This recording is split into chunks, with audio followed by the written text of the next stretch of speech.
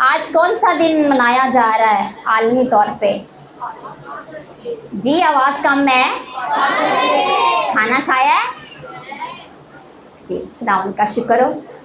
آج fathers day ہے اور افسوس کی بات یہ ہے کہ صرف 4 سے 5 فادرز خداوند کے گھر میں ہیں اور باقی سارے جو ہیں وہ عورتیں ہیں.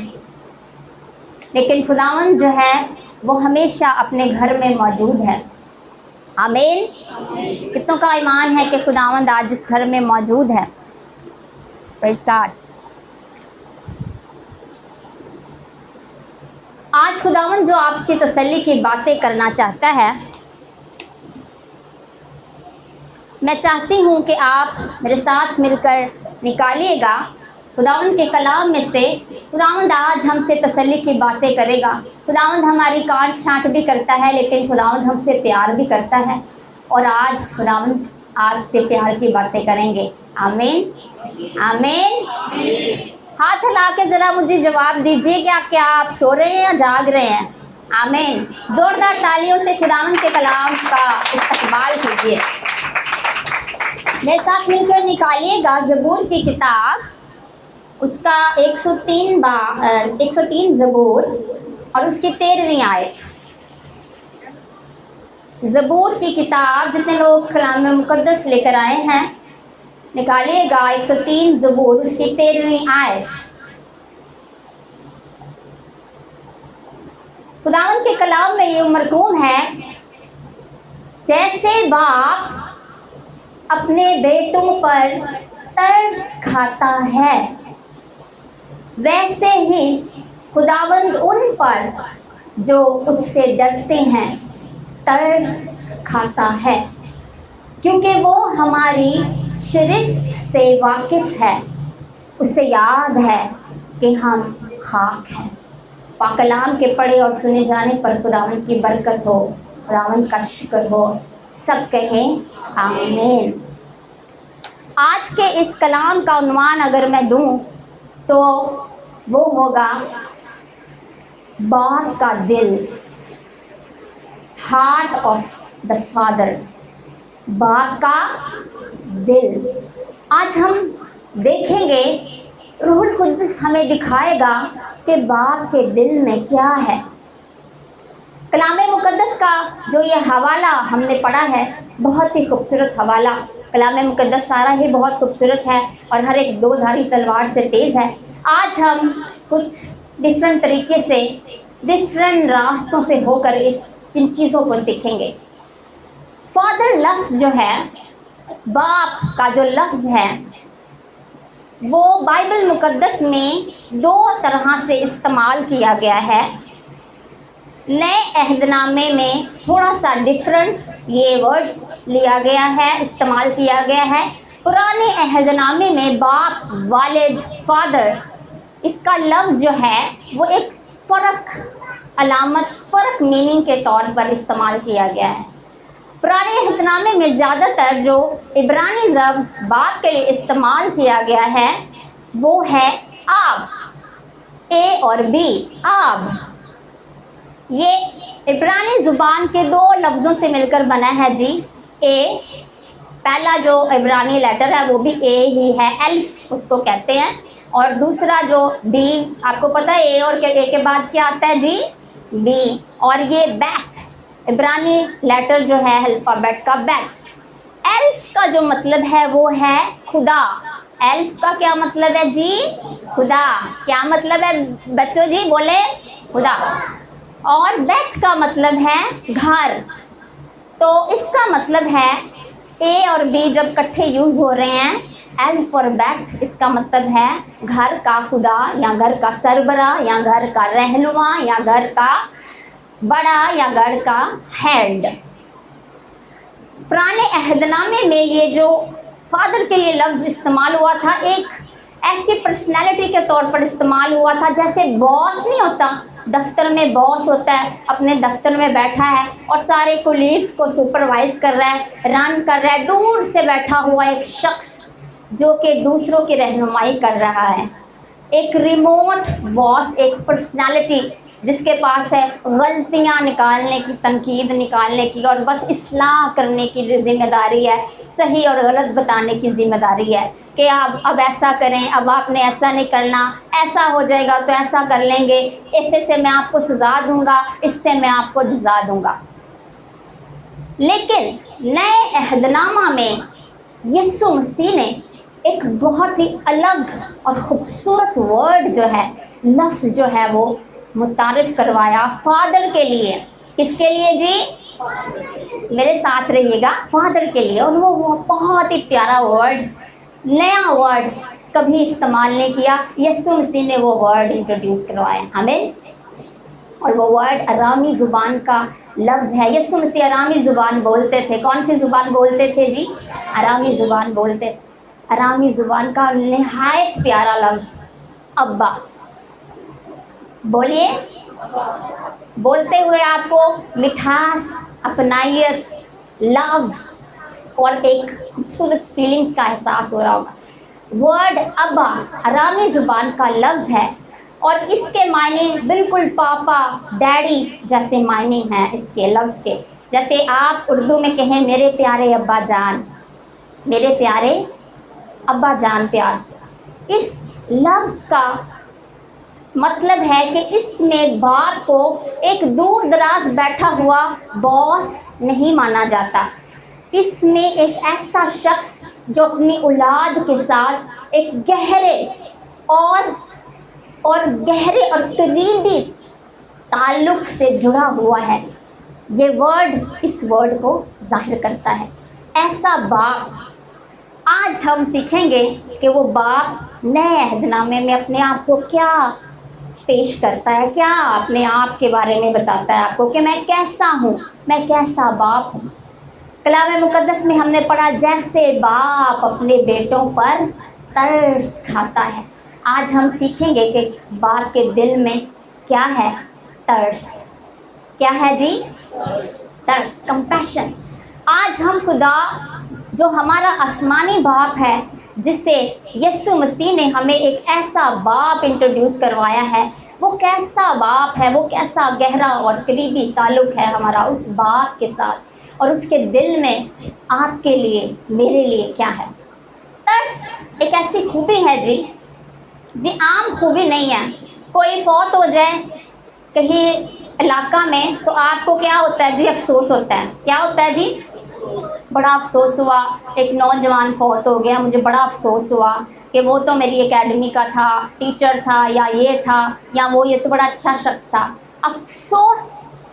لیکن جب آپ کسی اپنے کو، کسی اپنے قریبی کو، کسی اپنے خونی رشتہ دار کو کسی دکھ، کسی مصیبت، کسی پریشانی میں دیکھتے ہو، تو افسوس سے بڑھ کر ایک جذبہ آپ کے دل میں آتا ہے۔ اس جذبے کو ترس کہتے ہیں، اس جذبے کو کمپیشن کہتے ہیں، ترس کہتے ہیں۔ یہ ایک گہرا احساس ہے، یہ ایک گہری چبھن ہے، یہ ایک گہری فیلنگ ہے، یہ ایک خاص فیلنگز ہے جو آپ کسی کے درد میں، کسی کے دکھ میں، کسی کی پریشانی میں محسوس کرتے ہیں، اسے ترس کہتے ہیں۔ تو فادر جو ہے، آسمانی باپ جو ہے، ہمارا آسمانی باپ نئے عہد نامے کے مطابق ایک ایسا شخص نہیں ہے جو آسمان پہ بیٹھا ہوا ہے اور اس کے پاس ایک لمبی سی حکموں کی لسٹ ہے۔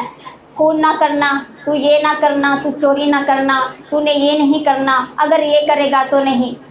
ایسا باس نہیں ہے، بلکہ وہ ایک ایسا باپ ہے جو اپنے بچوں کے ساتھ دکھ اٹھاتا ہے، جو اپنے بچوں کے ساتھ دکھ اٹھاتا ہے۔ مصر میں جب غلام تھے، مصر کی غلامی کا کتنے لوگوں کو یاد ہے؟ ہاللیلویا۔ کتنے سال غلام تھے جی؟ کتنے سال غلام رہے مصر میں؟ 400 سال سے زیادہ، شاید 430 سال۔ تو خدا کے کلام میں لکھا ہے کہ وہاں خداوند نے کہا کہ میں نے ان کے دکھوں کو دیکھا ہے، خروج کی کتاب میں لکھا ہے، اور اس میں دوسرے ٹرانسلیشنز میں جائیں تو وہ ایسا ہے کہ خداوند نے کہا میں ان کے دکھوں میں رویا ہوں۔ آمین۔ جب خدا نے بنی اسرائیل کی تکلیف اس کی تپسیا، اس کی مصیبت، اس کا رونا، اس کا چلانا دیکھا تو خدا کلام مقدس میں کہتے ہیں میں ان کے ساتھ کیا کیا ہے، میں نے رویا ہوں۔ پھر ہم دیکھتے ہیں لازر کی موت پر یسوع مسیح، کس کس کا ایمان ہے یسوع مسیح خدا ہے؟ آمین، یسوع مسیح خدا ہے۔ لازر کی موت پر جب مریم اور مرتھا رو رہی تھیں تو یسوع مسیح رویا، یسوع مسیح رویا۔ یسوع مسیح کو وہ پتہ تھا، کیونکہ یسوع مسیح اومنیسینٹ ہیں، خدا ہیں، اگلے ساری باتوں کا انہیں نالج ہے، انہیں پتہ ہے 4 دن کے بعد تو میں لازر کو زندہ کر دوں گا۔ یسوع مسیح کو تو پتہ تھا کہ میں 4 دن کے بعد کیا کروں گا، لازر کو۔ پھر بھی یسوع مسیح روئے، اس کا مطلب ہے کہ وہ دکھی لمحہ جو اس نے مریم اور مرتھا اپنی پیاری بہنیں، جن کو وہ بہنیں مانتا تھا، لازر کو وہ اپنا دوست مانتا تھا، جب اس نے ان کی آنکھوں میں آنسو دیکھے تو وہ خود بھی کیا ہوا، رویا۔ فادر ایک ایسا شخص ہے، ایک ایسا باپ ہے خدا جو کہ اپنی اولاد کے ساتھ دکھ اٹھاتا ہے، روتا ہے۔ اس کا ترس ہے، یہ اس کا کمپیشن ہے، یہ اس کی شفقت ہے، یہ اس کی گہری محبت ہے۔ پھر ہم دیکھتے ہیں کہ زبور کی کتاب میں کہتے ہیں کہ زبور نبی کہتے ہیں، زبور نویس کہ خدا اپنے لوگوں کی آنسوؤں کو ایک بوتل میں بند کر دیتا ہے۔ بھائی جی، آپ باپ ہیں، آپ کے بچے روتے ہیں، آپ نے کبھی ان کے ترس میں ان کے آنسوؤں کو بوتل میں بند کیا؟ لیکن آپ کا آسمانی باپ when you cry، جب آپ روتے ہیں، ہاللیلویا رابا رشا کرابا، جب آپ روتے ہیں، جب آپ دکھ میں سے گزرتے ہیں، جب آپ تکلیف میں ہوتے ہیں، آپ کے آنسوؤں کو اپنی بوتل میں محفوظ کر لیں۔ دس از ہز کمپیشن، یہ اس کا ترس، اس کی محبت ہے۔ پھر وہ آپ کو دکھ میں تنہا چھوڑتا آسمان پہ بیٹھا نہیں رہتا، وہ زمین پہ آیا اور اس نے اپنے بیٹے میں آپ کے لیے دکھ اٹھایا۔ آمین۔ ایک باپ جو اپنے بیٹے کے لیے کیا اٹھاتا ہے؟ دکھ اٹھاتا ہے، اس کے ساتھ روتا ہے، اس کے ساتھ جاگتا ہے جب وہ پریشان ہوتا ہے، اس کے ساتھ کھانا نہیں کھاتا جب وہ کھانا نہیں کھاتا۔ چھوٹی سی کہانی سناؤں گی۔ ایک باپ تھا جو کہ ایک دریا کے کنارے رہا کرتا تھا، اور وہ دریا کے کنارے رہتا تھا، اس کا بیٹا اس کے ساتھ رہتا تھا، اور اس کا کام تھا وہاں سے ایک ٹرین کی پٹری گزرتی تھی، اس کا کام تھا جب ٹرین گزرنے والی ہوتی تھی تو وہ لیور کھینچتا تھا تاکہ ٹرین کا راستہ صاف ہو جائے اور پٹری جو ہے وہ وہاں سے گزر جائے۔ ایک دن ٹرین آنے کا ٹائم تھا، بارش بہت زیادہ ہوئی تھی اور پٹری جو تھی وہ گیلی ہو گئی تھی، اس پہ کیچڑ ہو گیا، اور ٹرین پہ جب ٹرین کا ٹائم ہو گیا اور وہ لیور کھینچنے لگا تو اس نے اچانک دیکھا کہ یہاں سے ٹرین آ رہی ہے اور اس طرف سے اس کا 3 یا 4 سال کا بیٹا پٹری میں پھنس گیا۔ اب وہ بہت ہی کشمکش میں پڑ گیا۔ اس نے کہا اگر میں لیور کھینچوں گا تو ٹرین میرے بیٹے کے اوپر سے گزر جائے گی، اور ٹرین کے گزرنے میں چند ہی سیکنڈ تھے، اور اس نے کہا اگر میں لیور نہ کھینچوں گا تو یہ مسافروں سے بھری ہوئی ٹرین جو ہے دریا میں جا گرے گی۔ اس کے پاس بہت تھوڑا وقت تھا یہ سوچنے کے لیے کہ اسے مسافروں کو بچانا ہے یا اس نے اپنے بیٹے کو بچانا ہے، اور اس باپ نے مسافروں سے بھری ہوئی ٹرین کو، آپ کو پتہ ہے اس نے کیا کیا؟ اس نے لیور کھینچا اور مسافروں کی ٹرین کو بچا لیا اور اپنے بیٹے کو قربان کر دیا۔ بہت سارے مسافر وہاں سے گزر گئے اور انہیں پتہ بھی نہ چلا کہ ایک باپ نے ہم سب کو بچانے کے لیے اپنے بیٹے کی قربانی کر دی۔ خدا جو آپ کا آسمانی باپ ہے، اس نے اپنے بیٹے کو آپ کے لیے بھیجا تاکہ وہ اپنے بیٹے کی قربان۔ آپ میں سے کوئی ایسا باپ ہے جو کسی سے اتنا پیار کرے کہ اپنا بیٹا ہی اس کے لیے دے دے؟ میں تو ایسا نہیں کر سکتی، میں تو اپنے بیٹے کو کسی کے لیے بھی قربان نہیں کر سکتی۔ ہاللیلویا۔ بٹ یور فادر، آپ کے آسمانی باپ نے اپنا پیارا اکلوتا بیٹا. آمین. آپ میں سے کتنے لوگوں نے دوڑتے ہوئے باپ کی کہانی بائبل میں پڑھی ہے؟ بائبل میں ایک کہانی ہے بہت ہی خوبصورت دوڑتے ہوئے باپ کی. آمین. ہاللیلویا. اپنے لیے تالیاں بجائیے گا. ہاللیلویا. مشرف بیٹے کی کہانی آج وہ ایک دوڑتے ہوئے باپ کی کہانی ہے. آئیے ہم اس کو تھوڑی دیر کے لیے پڑھتے ہیں. خداوند نے جب میں اس کلام کے لیے خداوند کو بولا کہ خداوند میں آج آپ کی کلیسیا کو کیا سناؤں، تو خداوند نے مجھے کہا کہ میرے پیار اور میرے ترس کے بارے میں لوگوں کو بتائیے. اور یہ کنفرمیشن مجھے ہوئی جب خداوند کی بندی مصرف بیٹے کی کہانی یہاں پہ بول رہی تھی. تو آئی کنفرم کہ آج کا خداوند کا کلام جو ہے خداوند کی طرف سے آپ کی کلیسیا کے لیے ہے. آمین. ایک باپ کے دو بیٹے تھے، ہم جانتے ہیں. ایک نے بڑی ضد کی. ایک بیٹا جو تھا وہ اپنے باپ کے ساتھ رہنا نہیں چاہتا تھا. وہ اپنے باپ کی مرضی پر چلنا نہیں چاہتا تھا. وہ اپنے باپ کی آنکھوں سے دور ہونا چاہتا تھا کیونکہ شاید اس کا باپ اس کے برے کاموں کو پسند نہیں کرتا تھا اور وہ اپنے باپ کے ساتھ رہ کر اپنے برے کام نہیں کر پاتا تھا. آزادی کے ساتھ اپنی ان چیزوں کو نہیں کر پاتا تھا. جب اسے اس کا باپ اٹھاتا تو اسے صبح اٹھنا پڑتا، اسے صبح دعا کرنی پڑتی. بیٹا اٹھنے سے پہلے دعا کرے، دعا کے بعد کھانا کھائیں، کھانا کھانے سے پہلے ہاتھ دھو لیں، ایسا کریں کہ آپ تھوڑا سا پڑھ لیں، ایسا کریں کہ ٹی وی زیادہ نہ دیکھیں، ایسا کریں کہ آپ اب تھوڑا سا میرے ساتھ ہاتھ کام میں بٹا لیں. لیکن اس سے یہ ساری روٹین اچھی نہیں لگتی تھی. اس سے اپنے باپ کی مرضی پر چلنا، اس سے اپنے باپ کی مرضی کے تابع رہنا اچھا نہیں لگتا تھا. اس نے ایک دن کہا کہ پیسے بھی سانو خرچنے پیندے نے تے باپ کو پوچھنا پیندا ہے. باپ مجھے میری آپ جو بھی میری حصہ ہے مجھے دیں اور میں اسے لے کر اپنا چاہتا ہوں، میں آپ کے ساتھ رہنا نہیں چاہتا. باپ نے بڑے دکھ والے دل سے اسے سمجھایا ہوگا پہلے کہ بیٹا نہیں، ادھر ہی رہ میرے پاس میری آنکھوں کے سامنے. لیکن جب اس نے ضد کی تو باپ نے اس کا پیسہ اس کو دے دیا اور وہ چلا گیا.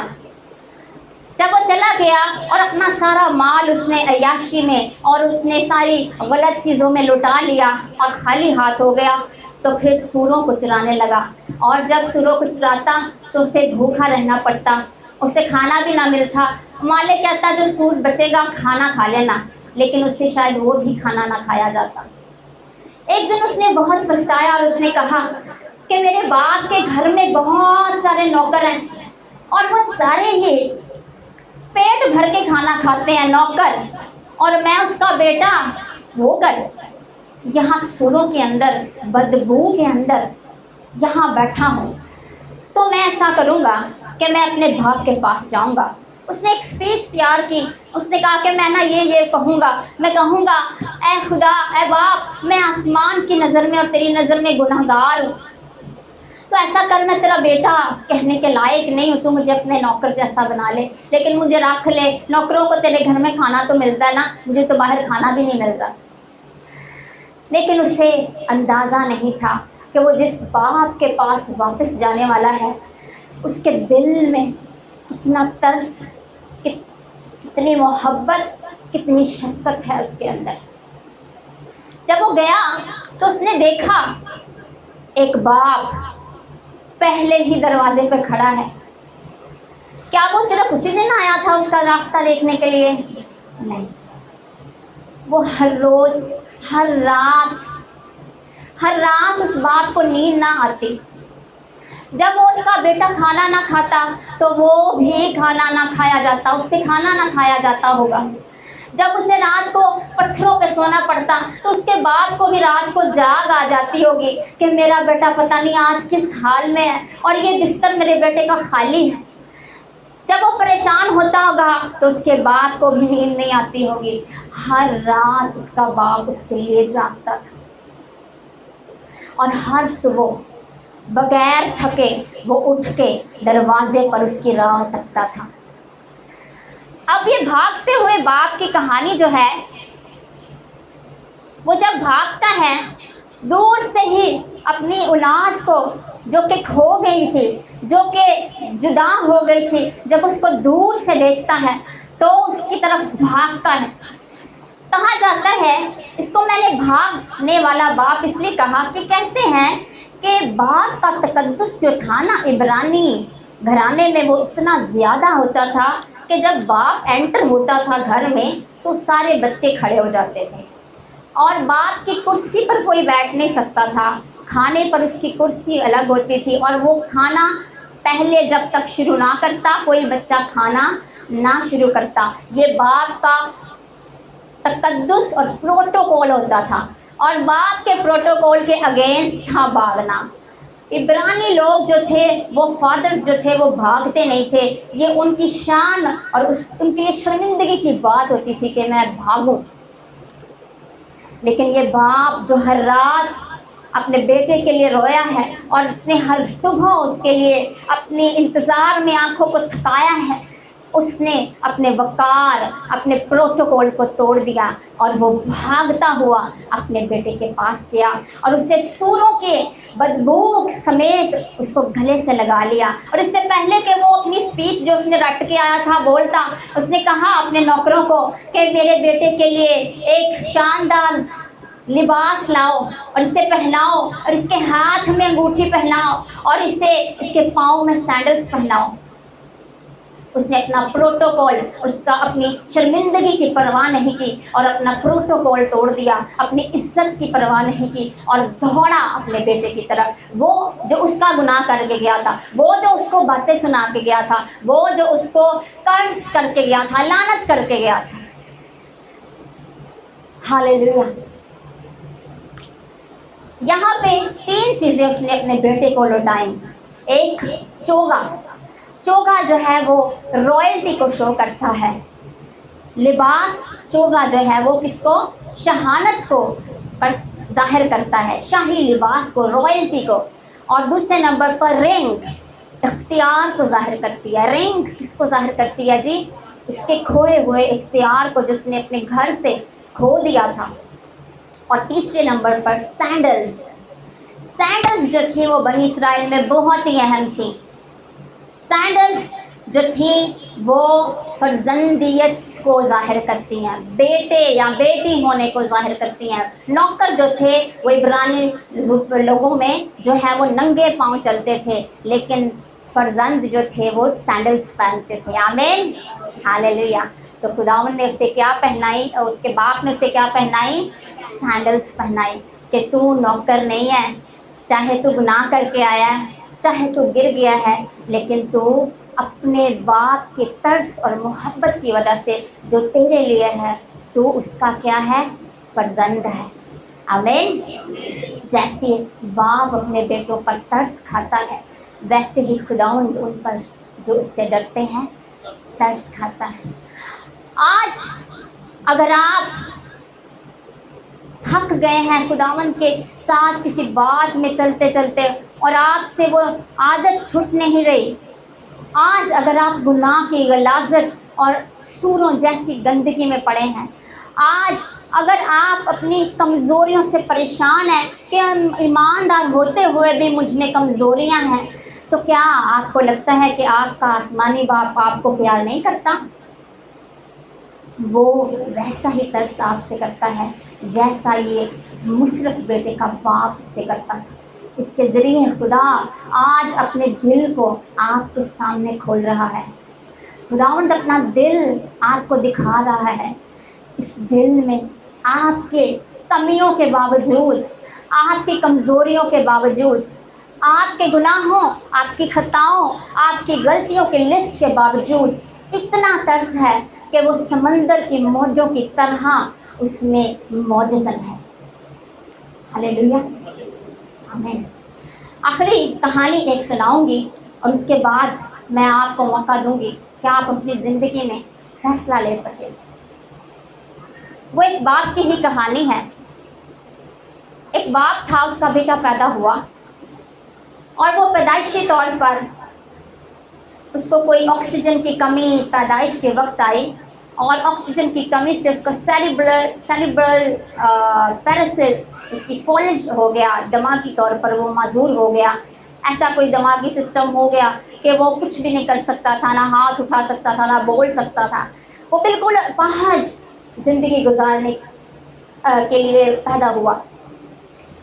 ڈاکٹرز نے اس بیٹے کے باپ کو کہا کہ آپ ایسا کریں، آپ کا بیٹا عمر بھر نہ تو بول سکتا ہے، نہ چل سکتا ہے، نہ کوئی مہارت سیکھ سکتا ہے، نہ اٹھ سکتا ہے، تو آپ اسے کسی ادارے میں داخل کروا دیں تاکہ اس کی وہاں پرورش ہوتی رہے۔ لیکن باپ کے ترس کو یہ گوارا نہ ہوا، باپ کی محبت کو یہ گوارا نہ ہوا کہ وہ اپنے بیٹے کو کسی ادارے میں داخل کرا دیتا۔ اس نے ایسا کرنے سے انکار کر دیا۔ اس نے بہت ساری کوششیں کی کہ کسی طرح سے میرے بیٹے کے جو دل میں ہے میں اسے جان سکوں کہ میرے بیٹے کے دل میں کیا آرزو چل رہی ہے، کیونکہ وہ بول نہیں سکتا تھا۔ پھر اس نے ایک کمپیوٹر دریافت کیا جو اگر اس کے ساتھ اٹیچ کر دیا جاتا اس کے بیٹے کے ساتھ تو اس کمپیوٹر پہ اس کی جو تھاٹس تھیں، جو وہ کہنا چاہتا تھا، وہ لکھی جاتی تھیں۔ اس نے ایسا کمپیوٹر ڈھونڈ نکالا اس باپ نے۔ اب اس نے ایک دن دیکھا کہ اس نے بیٹے میں ایک دوڑ تھی، اس نے اپنے بیٹے کو سمجھ سکتا تھا ساری باتیں، اس نے کہیں دوڑ کے بارے میں سنا اس کے بیٹے نے کہ دوڑ ہونے لگی ہے، ریس ہونے لگی ہے، تو اس کے بیٹے نے کمپیوٹر پہ لکھا کہ میں یہ دوڑ میں حصہ لینا چاہتا ہوں۔ ایسی خواہش کا اظہار جو بیچارہ کر نہیں سکتا تھا، اس بیٹے نے کیا کہا کہ میں اس دوڑ میں حصہ لوں۔ باپ کی محبت اور باپ کے طرز نے اتنی زیادہ جذباتیت اختیار کر لی کہ اس نے کہا میں اپنے بیٹے کو اس کی دوڑ میں ضرور حصہ دلواؤں گا۔ اس نے اپنے بیٹے کو ویل چیئر پہ بٹھایا اور میلوں کا سفر خود پیچھے دوڑتے ہوئے 500 کلومیٹر کی دوڑ جیتی، اور وہ خود ایتھلیٹ تو نہیں تھا لیکن بیٹے کی محبت نے اسے ایتھلیٹ بنا دیا، آمین، اور اس نے وہ دوڑ جیت لی اور اس کا بیٹا بہت ہی خوش ہوا۔ اور اس نے پھر کمپیوٹر پہ لکھا کہ باپ میں نے آج ایسا فیل کیا ہے کہ جیسا میں اپاہج نہیں ہوں، میں بالکل ٹھیک ہوں۔ اور اس کے بعد کو اس بیٹے کی خوشی میں اتنا خوشی محسوس ہوئی۔ پھر ایک اور دوڑ ہوئی، اس نے کہا باپ میں اس میں بھی حصہ لینا چاہتا ہوں۔ اب کی بار یہ ایک بہت مشکل دوڑ تھی، اس میں 3 مرحلے تھے۔ ایک مرحلے پر اسے سائیکل پہ دوڑنا تھا، دوسرے مرحلے پر اسے کشتی میں بیٹھ کر سمندر پار کرنا تھا، دریا پار کرنا تھا اور تیسرے میں اسے اسی طرح سے دوڑنا تھا سڑک پر۔ تو باپ نے ہمت نہیں ہاری، باپ نے اس کے لیے کہا کہ میں تجھے ریس میں حصہ دلاؤں گا۔ اس نے پہلے بہت سالوں کی ٹریننگ لی باپ نے، اور پھر اس کے بعد اس نے سائیکل پہ پیچھے اس کو بٹھا کے سائیکل میں دوڑ جیتی۔ اگلے مرحلے میں اس نے سمندر کی کشتی میں بیٹے کو بٹھا کے دانتوں کے اندر کشتی میں رسی دے کے دانتوں سے وہ رسی سوئم کر کے تیر کے کھینچ کر اس کو پار کیا، اور تیسرے مرحلے میں اس کو پھر ویل چیئر پہ بٹھا کے دوڑتے ہوئے میلوں کا سفر طے کیا، اور اس نے اس ریس کو اپنے بیٹے کے لیے جیت لیا۔ ہاللیلویا۔ اور کسی نے کہا کہ آپ اتنے مشکل کام، اس باپ کا نام ڈک وائٹ تھا اور اس کے بیٹے کا نام رکی وائٹ تھا، اور کسی نے سوال کیا کہ ڈک، وہ بہت مشہور ہو گئے باپ بیٹا ایسے ہی، اور انہوں نے کہا کہ ڈک آپ ایسے مشکل کام کیسے کر لیتے ہیں، کیوں ایسے مشکل کام کرنے کا فیصلہ کرتے ہیں؟ تو آپ کو پتہ ہے اس باپ نے کیا جواب دیا؟ اس نے کہا کہ میں اپنے بیٹے کے چہرے پر اسمائل دیکھنا چاہتا ہوں۔ آپ کا آسمانی باپ آپ کے چہرے کی ایک مسکراہٹ کے لیے آپ کے لیے دکھ اٹھاتا ہے، آپ کے لیے جاگتا ہے، آپ کے لیے پریشان رہتا ہے، تاکہ وہ آپ کو اس دکھ پہ سہارا دے سکے، اس دکھ میں آپ کے ساتھ شامل ہو سکے۔ باپ کے طرز کا یہ مطلب نہیں ہے کہ وہ آپ کو کسی دکھ میں نہیں پڑنے دے گا۔ اس نے کبھی یہ وعدہ نہیں کیا کہ میں آپ کو کبھی کسی دکھ میں نہیں پڑنے دیں گا، لیکن اس کا یہ وعدہ ہے کہ میں ہر دکھ میں تیرے ساتھ ہوں گا اور میں کبھی تجھے نہیں چھوڑوں گا۔ اپنی آنکھوں کو بند کریں۔ آپ جو آسمانی باپ کے بیٹے اور بیٹیاں ہیں، آپ کے پاس ایک ایسا باپ ہے جو کہ ایک ایسی پرسنالٹی نہیں ہے جو بچوں کو بس ڈانٹے اور دبکائے اور ڈرائے اور منع کرے اور سزا دے اور جزا دے۔ آپ کے پاس ایک ایسا باپ ہے جو جسے آپ پاک روح کے وسیلہ سے اے باپ کہنے کی ضرورت کرتے ہیں، ابا کہنے کی ضرورت کرتے ہیں۔ فادر گاڈ، آپ کا ڈیڈی گاڈ آپ کے پاس آل مائٹی، قادر مطلق، ہر چیز پر قادر ہے۔ ایک آسمانی باپ، ایک زمینی باپ اگر اپنے بیٹے کے لیے اتنا کچھ کر سکتا ہے تو آپ کا آسمانی باپ سوچیں آپ کے لیے کیا کچھ کر سکتا ہے۔